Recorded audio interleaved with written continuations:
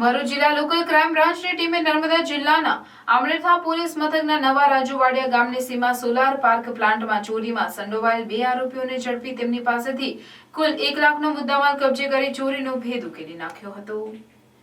નર્મદા જિલ્લામાં આવેલા નવા રાજુવાડિયા ગામની સીમા સોલાર પાર્ક પ્લાન્ટમાં સોલાર પેનલમાં લગાવેલ સપ્લાયર વાયર 1200 થી 1300 મીટર લાલ તથા કાળા કલરના વાયરોની તસ્કરોએ ચોરી કરી હતી, જેની સ્થાનિક પોલીસે ગુનો નોંધી તપાસ હાથ ધરી હતી।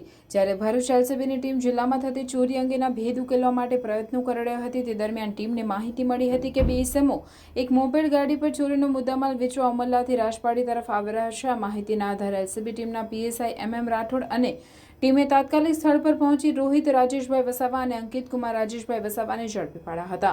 પોલીસે બંને પાસેથી મળેલા કોપર વાયરોના બિલ અને આધાર પુરાવા માંગતા તેમની પાસે નહીં હોવાનું જણાવ્યું હતું, જેથી પોલીસે કડકાઈથી તેમની પૂછતાછ હાથ ધરતા તેઓ બંને નવા રાજુવાડિયા ગામની સીમા સોલાર પાર્ક પ્લાન્ટમાં સોલાર પેનલમાંથી ચોરી કરી હોવાની કબૂલાત કરી હતી। પોલીસે તેમની પાસેથી કોપર વાયર 35 કિગ્રા કિંમત ₹35,000, 3 નંગ મોબાઈલ કિંમત ₹15,000 અને એક મોપેડ કિંમત ₹50,000 મળી કુલ કિંમત ₹1 લાખનો મુદ્દામાલ કબજે કર્યો હતો। પોલીસે બંને આરોપીઓને રાજપાડી પોલીસને સોંપી આ અંગે નર્મદા જિલ્લા પોલીસને જાણ કરી છે।